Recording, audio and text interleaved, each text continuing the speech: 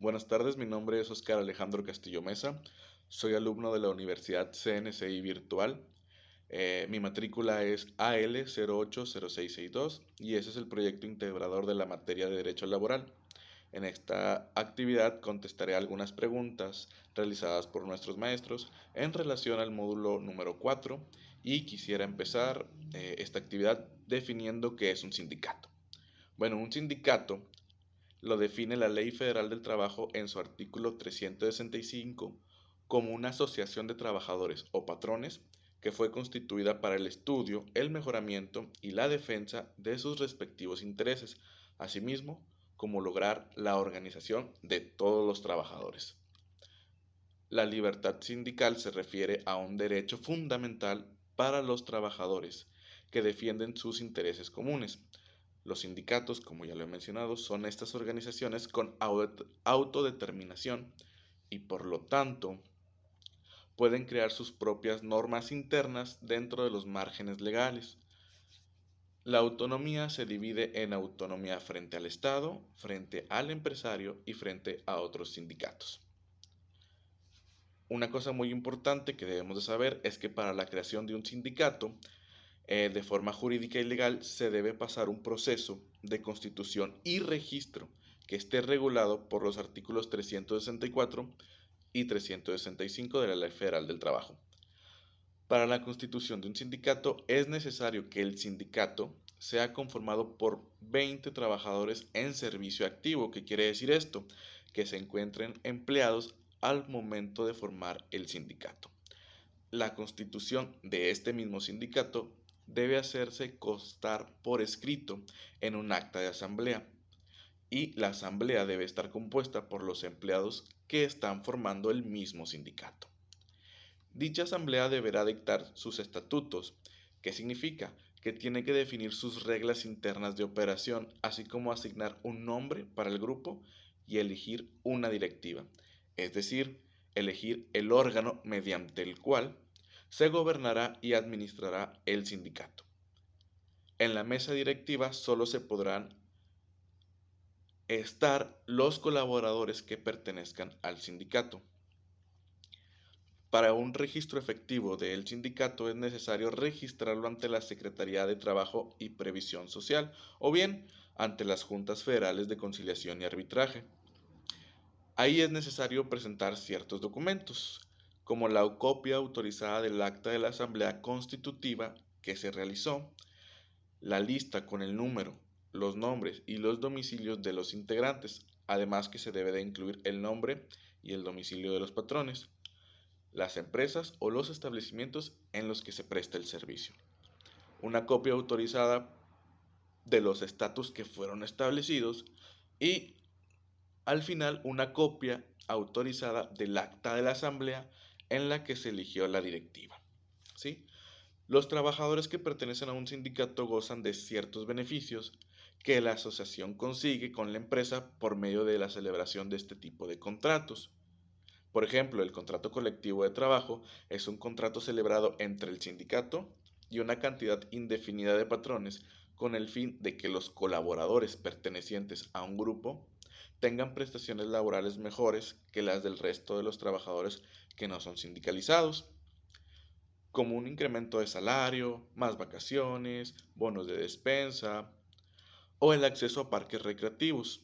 Por otro lado, las obligaciones que los trabajadores tienen con un sindicato pues no están expresamente señaladas por la ley, pero pues se asume que se limitan a dos cuestiones muy importantes, que es la de asistir a las asambleas y cumplir con el pago de cuotas sindicales.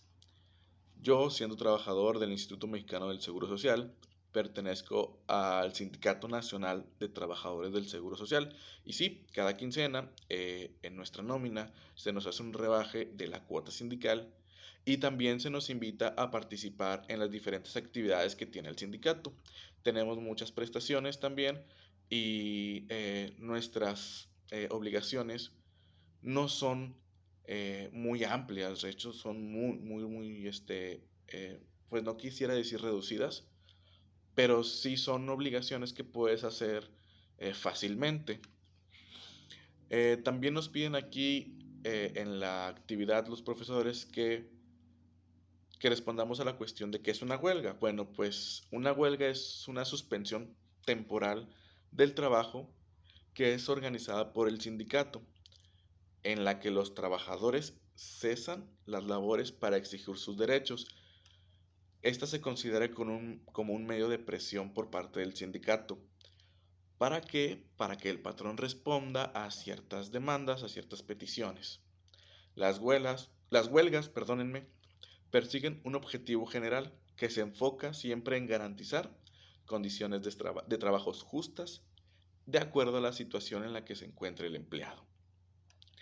Para que una huelga pueda surtir efectos legales, tiene que cumplir con diversos requerimientos expresados directamente por el sindicato, los cuales son divididos en las siguientes tres categorías. Requisito de forma, ¿qué quiere decir? Es necesario reunir cierta formalidad para que los trabajadores realicen sus peticiones conforme a derecho. Requisito de mayoría obrera. Indican que una huelga debe estar respaldada por la mayor parte de los trabajadores, de forma que sea al menos el 50% y un colaborador más estén dispuestos a iniciar la suspensión. Y los requisitos de fondo.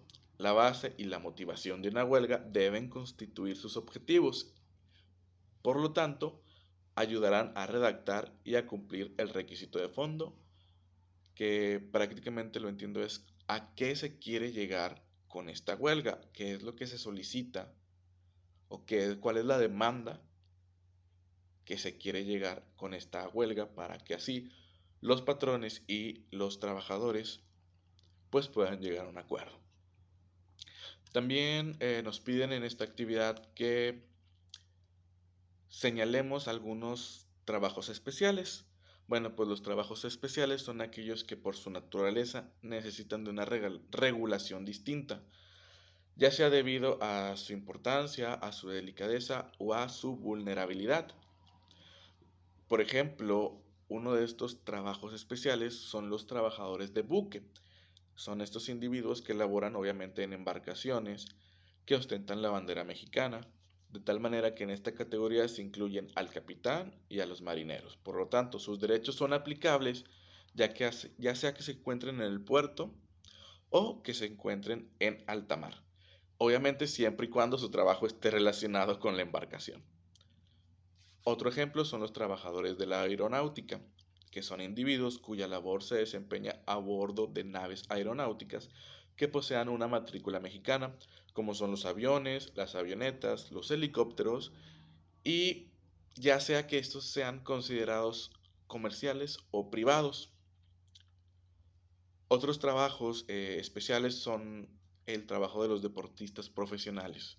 Me imagino que se refieren a los de alto rendimiento, como son las personas que practican algún deporte y firmaron contrato de trabajo con un club o una empresa para representarla a nivel profesional.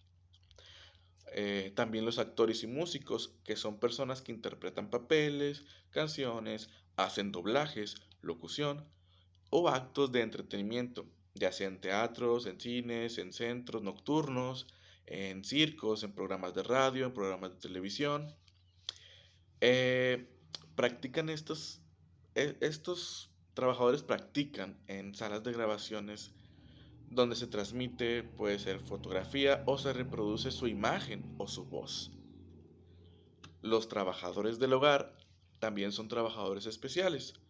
La persona que de manera remunerada realiza actividades de cuidado, aseo o asistencia en el hogar conforme al marco de la relación laboral que no aporte, esto sí hay que dejarlo bien en claro, que no aporte al empleador un beneficio económico directo. Y pues los restaurantes, bares y hoteles. Bueno, los trabajadores que están en estos restaurantes, bares y hoteles también son considerados como trabajos especiales. La ley contempla a estos empleados como personas que laboran eh, ya sea en la zona turística o en alguna zona especial donde se encuentren pues este tipo de comercios. Bueno, ¿cuáles son las autoridades laborales? ¿Y de qué se encargan cada una de ellas? Bueno, las juntas de conciliación y arbitraje son autoridades judiciales laborales que se encargan de impartir justicia en relación de trabajo por medio de la paz social y la armonía. Para ello, utilizan la conciliación y el arbitraje para garantizar la seguridad jurídica y la transparencia. La Procuraduría Federal de Defensa del Trabajador. Esta es la dependencia encargada de velar por los derechos obreros durante los procedimientos judiciales, en caso de que un trabajador no cuente con la representación de un abogado. Asimismo, también brinda asesoría integral en estas situaciones. Y por último tenemos Por último,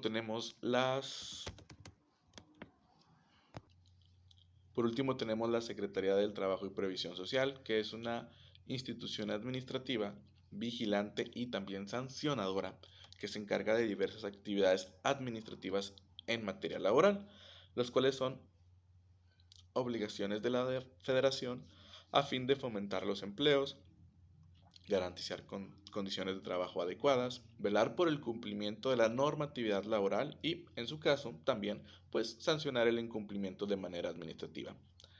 Y ya por último, quiero decir que el Tribunal Federal de Conciliación y Arbitraje es un órgano gubernamental que es similar al Poder Judicial.